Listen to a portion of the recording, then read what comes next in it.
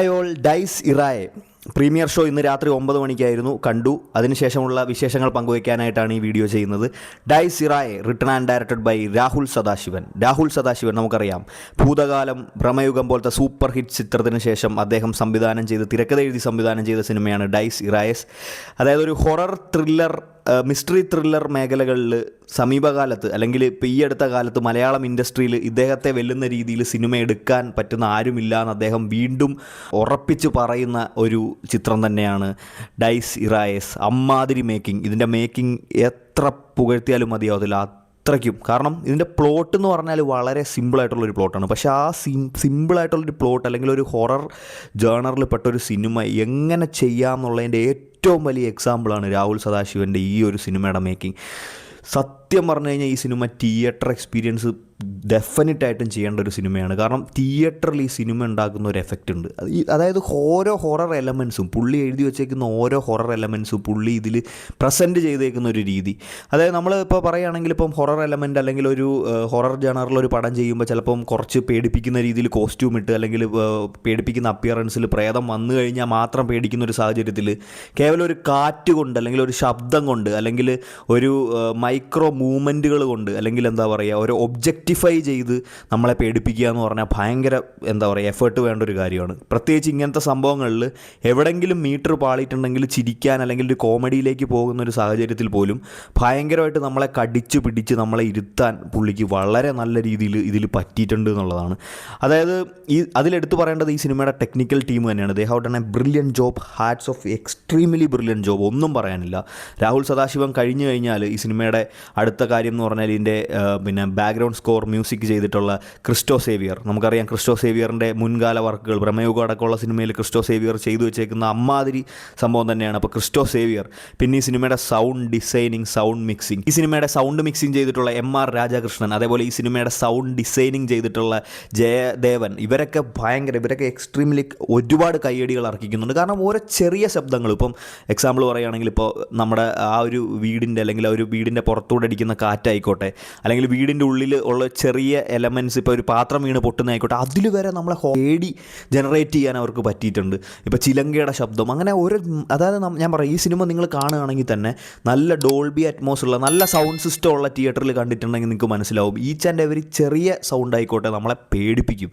അതായത് നമ്മൾ ഈ സിനിമ രാത്രിയൊക്കെ കണ്ടിട്ട് നമുക്ക് തിരിച്ച് നമ്മളെ റൂമിലേക്കോ അല്ലെങ്കിൽ വീട്ടിലേക്കോ വരുമ്പോൾ ശരിക്കും പേടിയുണ്ടാവും. കാരണം ഒന്നാമത്തെ കാര്യം, ഇത് ബേസ്ഡ് ഓൺ ട്രൂ ഇവൻറ്റ്സ് എന്നുള്ള രീതിയിലാണ് ആദ്യം കാണിക്കുന്നത്. അത് കാണുമ്പോൾ തന്നെ നമ്മുടെ ഉള്ളിലൊരു ഭയമുണ്ട്. അതായത് സിനിമ തീർന്നു കഴിയുമ്പോഴും നമ്മുടെ ഉള്ളിൽ ഇരട്ടി ഭയം ജനിപ്പിച്ച് ഭയങ്കര ഒരു ഹൊറർ ഫീലിംഗ് ഉണ്ടാക്കാൻ ഈ സിനിമയ്ക്ക് കഴിയുന്നു എന്നുള്ളതാണ് ഇതിൻ്റെ വിജയം. അതിൽ ഏറ്റവും എടുത്ത് പറയേണ്ടത് രാഹുൽ സദാശിവൻ്റെതാണ്. അദ്ദേഹത്തിൻ്റെ ആ ഒരു മേക്കിംഗ് അല്ലെങ്കിൽ ആ ഒരു ക്വാളിറ്റി മേക്കിംഗ് ഒന്നുകൊണ്ട് മാത്രം തന്നെയാണ് നമുക്ക് ആ ഒരു ഹൊറർ ജനറേറ്റ് ആവുന്നത്. പിന്നെ ഇതിലേക്ക് വരുമ്പം അടുത്തെടുത്ത് പറയേണ്ടത് പെർഫോമൻസുകളാണ്. പ്രണവ് മോഹൻലാലിൻ്റെ വൺ ഓഫ് കരിയർ ബെസ്റ്റ് പെർഫോമൻസുകളിൽ ഒന്നെന്ന് വേണമെങ്കിൽ വിശേഷിപ്പിക്കാം.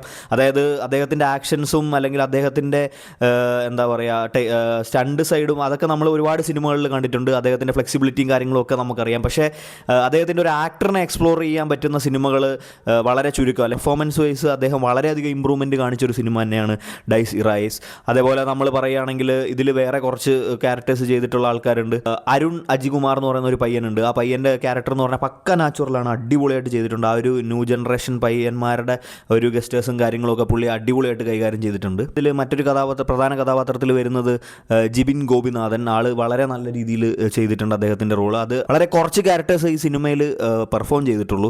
ഇപ്പോൾ നമുക്കറിയാം ഭ്രമയുഗം എടുത്ത് നോക്കുകയാണെങ്കിൽ തന്നെയും ഭ്രമയുഗത്തിലാകെ 3-4 ക്യാരക്ടേഴ്സേ ഉള്ളൂ. പക്ഷേ ആ ഒരു ഇത്രയും പേരെ കൊണ്ട് 2 മണിക്കൂർ സിനിമ എടുത്ത് അദ്ദേഹം ചെയ്തിട്ടുണ്ട്. അപ്പോൾ ഇതിലെന്ന് പറഞ്ഞു കഴിഞ്ഞാൽ ആകെ 1 മണിക്കൂർ 55 മിനിറ്റ് ഡ്യൂറേഷനിലാണ് സിനിമ പോകുന്നത്. പക്ഷേ ആ 1 മണിക്കൂർ 55 മിനിറ്റ് ഡ്യൂറേഷൻ തീരുന്നത് നമ്മളാരും അറിയുന്നില്ല എന്നുള്ളതാണ് ഈ സിനിമയുടെ മറ്റൊരു വിജയം എന്ന് പറയുന്നത്. പിന്നീട് നമ്മൾ നോക്കുകയാണെങ്കിൽ ഇതിൻ്റെ ഫസ്റ്റ് ഹാഫിൽ ആ ഒരു ടുവേഴ്സ് ദി എൻഡ് അല്ലെങ്കിൽ ഇൻ്റർവെൽ പഞ്ച് എന്ന് പറഞ്ഞാൽ ഭയങ്കരമാണ്.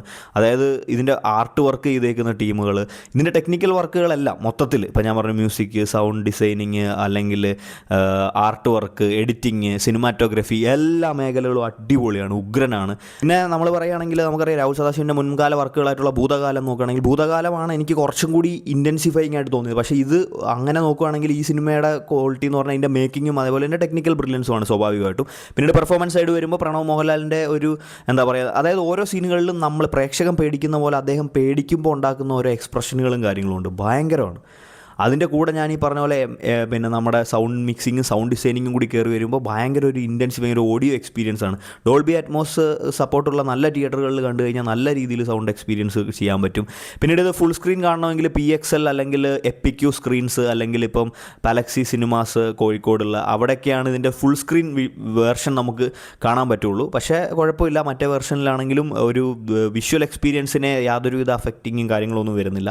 പക്ഷേ സൗണ്ട് എക്സ്പീരിയൻസ് വളരെ ഈ പറഞ്ഞ പോലെ അറ്റ്മോസ് മിക്സിംഗ് ഉള്ള അല്ലെങ്കിൽ അറ്റ്മോസ് സെറ്റപ്പുള്ള തിയേറ്ററുകളിൽ കണ്ടു കഴിഞ്ഞാൽ വളരെയധികം നല്ലൊരു എക്സ്പീരിയൻസ് ആയിരിക്കും. മൊത്തത്തിൽ പറയുകയാണെങ്കിൽ ഒരു കിഡിലൻ സിനിമാറ്റിക് എക്സ്പീരിയൻസ് ആണ്. അതേപോലെ ഒരു വെറൈറ്റിയാണ്. നമ്മളിപ്പോൾ ഹോളിവുഡ് ലെവൽ പ്രേതപ്പടങ്ങൾ കാണുമ്പോൾ കിട്ടുന്ന ആ ഒരു ഫീൽ, അതായത് കുറേ ഓരോരോ സീനുകളിലും ഇൻറ്റൻസിഫൈ ചെയ്യുന്ന മൊമെൻറ്റ്സ്, ഓരോരോ ഒബ്ജക്റ്റുകളിലും ഇൻറ്റൻസിഫൈ ചെയ്യുന്ന മൊമെൻറ്റ്, ഓരോരോ എന്താ പറയുക തഴുകുന്ന കാറ്റിനായിക്കോട്ടെ അല്ലെങ്കിൽ പാസ് ചെയ്ത എന്ത് ഒബ്ജക്റ്റിൻ്റെ സൗണ്ട് ആയിക്കോട്ടെ, ഇതിനൊക്കെ നമ്മളെ ഹൊറർ ഇൻറ്റൻസിഫൈ ചെയ്ത് നമ്മളെ പേടിപ്പിച്ച് തിയേറ്ററിൽ ഇരുത്തുന്ന ഒരവസ്ഥ. മാത്രമല്ല നമുക്കറിയാം ഫസ്റ്റ് ഹാഫൊക്കെ ഭയങ്കര സ്ലോ ആയിട്ടാണ് പോകുന്നത്. പക്ഷേ ഓരോ സീനിലും ഓരോ ഹൊറർ എലമെൻറ്റ്സ് വരുമ്പോഴത്തേക്കും ആൾക്കാർക്ക് എന്താ പറയുക തിയേറ്ററിൽ നിന്ന് ഈ ഒന്ന് ചിരിക്കാനോ അങ്ങനെ പറ്റാത്ത രീതിയിൽ നമ്മളെ പേടിപ്പിക്കുന്ന രീതിയിലാണ് ഇത് ചെയ്തു വെച്ചേക്കുന്നത്. അത് ഭയങ്കര എത്ര അപ്രീഷിയേറ്റ് ചെയ്താലും മതിയാവത്തില്ല. അങ്ങനെ ഒരു മികച്ച തിയേറ്റർ എക്സ്പീരിയൻസ് സമ്മാനിച്ച സിനിമയാണ്. ഓവറോൾ എനിക്ക് ഒരു വളരെ എന്താ പറയുക സാറ്റിസ്ഫൈയിങ് ആയിട്ട് എനിക്ക് വളരെയധികം ഇഷ്ടപ്പെട്ട ഒരു സിനിമയാണ്. ഇതിൻ്റെ മേക്കിംഗ് ആയിക്കോട്ടെ, ഇതിൻ്റെ ടെക്നിക്കൽ സൈഡ് ആയിക്കോട്ടെ, എല്ലാം വളരെയധികം എന്നെ പേഴ്സണലി സാറ്റിസ്ഫൈ ചെയ്തു. അതേപോലെ ഇതിൻ്റെ ഒരു പ്ലോട്ട് എന്ന് പറഞ്ഞാൽ ബേസിക്കലി ഇപ്പോൾ പ്രണവ് അല്ലെങ്കിൽ ദ മെയിൻ ക്യാരക്ടർ എന്ന് പറയുന്ന ഒരു നല്ല റിച്ച് ആയിട്ടുള്ള ഒരു ഫാമിലി ജനിച്ച ആളാണ്. അദ്ദേഹം ഒരു കുത്തഴിഞ്ഞ ജീവിതം ജീവിക്കുന്ന ഒരാളാണ്. അദ്ദേഹത്തിൻ്റെ ജീവിതത്തിൽ പറ്റിയ ഒരു സംഭവമായി റിലേറ്റ് ചെയ്ത് കഥ മുന്നോട്ട് പോകുന്നുണ്ടെങ്കിലും പിന്നീട് ഇതിൽ സെക്കൻഡ് ഹാഫിലേക്ക് വരുമ്പോൾ ഒരു ട്വിസ്റ്റും കാര്യങ്ങളും അല്ലെങ്കിൽ ഒരു ത്രില്ലർ രീതിയിൽ ഈ സിനിമ മാറുന്നുണ്ട്. ഒരു കൈൻഡ് ഓഫ് ഒരു അൺഎക്സ്പെക്റ്റഡ് ട്വിസ്റ്റ് സിനിമയിൽ സംഭവിക്കുന്നുണ്ട്. അതിനുശേഷം ഈ പറഞ്ഞ ഹൊറർ എലമെൻറ്റ്സ് കുറച്ചും കൂടി ഒന്ന് സ്കെയിലപ്പ് ചെയ്തിട്ട് പെട്ടെന്ന് അവസാനിക്കുന്ന ഒരു സിനിമയാണ്. വലിയ വലിച്ചു നീട്ടലോ കാര്യങ്ങളോ ഒന്നുമില്ല. ഓവറോൾ മികച്ചൊരു തിയേറ്റർ എക്സ്പീരിയൻസ് ആണ്. പിന്നെ ഇതിൽ എടുത്തു പറയേണ്ട ഒരു കാര്യം എന്ന് വെച്ചാൽ ഈ സിനിമ സെക്കൻഡ് ഹാഫിലേക്ക് വരുമ്പോൾ ഇതിൻ്റെ അകത്ത് ഈ പറഞ്ഞ സ്റ്റണ്ട് ആയിക്കോട്ടെ എല്ലാം, പിന്നെ പ്രണവിൻ്റെ ഒരു ഫ്ലെക്സിബിലിറ്റിയും കാര്യങ്ങളും കൊണ്ടാവാം. പിന്നെ ഇതിലൊരു ലേഡി ക്യാരക്ടർ ഉണ്ട്, അടിപൊളിയായിട്ട് ചെയ്തിട്ടുണ്ട് ആ പുള്ളിക്കാരി. ജയാക്കുറുപ്പ്, അവരുടെ പേരെന്ന് പറഞ്ഞാൽ ജയാക്കുറുപ്പ് എന്ന് പറഞ്ഞാൽ ആ ലേഡി വളരെ നല്ല രീതിയിൽ അവർക്ക് കിട്ടിയിട്ടുള്ള ക്യാരക്ടർ കൈകാര്യം ചെയ്തിട്ടുണ്ട്. പിന്നെ ഇത് ഞാൻ കൂടുതലൊന്നും പറയുന്നില്ല, കാരണം സിനിമ ഇതൊരു സ്പോയിലറായി മാറാനുള്ള സാധ്യതയുള്ളതുകൊണ്ട് കൂടുതൽ പറയുന്നില്ല. പക്ഷേ തീർച്ചയായിട്ടും തിയേറ്ററിൽ പോയി കണ്ടു കഴിഞ്ഞാൽ നിങ്ങൾക്ക് ആർക്കും നിരാശപ്പെടത്തില്ല. ആൻഡ് പ്രണവ് മോഹൻലാൽ മലയാള സിനിമയ്ക്ക് ഒരു അസറ്റ് തന്നെയാണ്. വർഷത്തിൽ 1-2 സിനിമകൾ മാത്രം ചെയ്യുന്ന ഒരാളാണ് അദ്ദേഹം. പക്ഷേ ആ ചെയ്യുന്ന സിനിമകളിലെ ക്വാളിറ്റി എൻഷുർ ചെയ്ത് നല്ല രീതിയിലൊരു പെർഫോമൻസ് കൊടുക്കാൻ പുള്ളിക്ക് കഴിയുന്നുണ്ട്. അതങ്ങനെ തന്നെ മുന്നോട്ട് പോകട്ടെ എന്ന് ആശംസിച്ചുകൊള്ളുന്നു. അതേപോലെ എല്ലാവർക്കും നല്ലൊരു തിയേറ്റർ എക്സ്പീരിയൻസ് സമ്മാനിക്കുന്ന ഈ സിനിമ തിയേറ്ററിൽ തന്നെ എല്ലാവരും പോയി കാണാൻ ശ്രമിക്കുക. ആൻഡ് കഴിവതും കുട്ടികളും അതേപോലെ തന്നെ ഈ ഹാർട്ട് പേഷ്യൻസ് അങ്ങനെയുള്ള ആൾക്കാർ ഈ സിനിമ തിയേറ്ററിൽ കാണുന്നത് ഒഴിവാക്കാവുന്നതാണ്. കാരണം ഈ പറഞ്ഞ സൗണ്ട് എഫക്ട്സും പിന്നെ പെട്ടെന്നുണ്ടാവുന്ന ഒരു ട്രാൻസിഷൻ സീനുകളും കട്ട്സും കാര്യങ്ങളും ഒക്കെ ചിലപ്പോൾ അവർക്ക് എത്രത്തോളം വിത്ത്സ്റ്റാൻഡ് ചെയ്യാൻ പറ്റും എന്നുള്ളത് സംശയമുണ്ട്.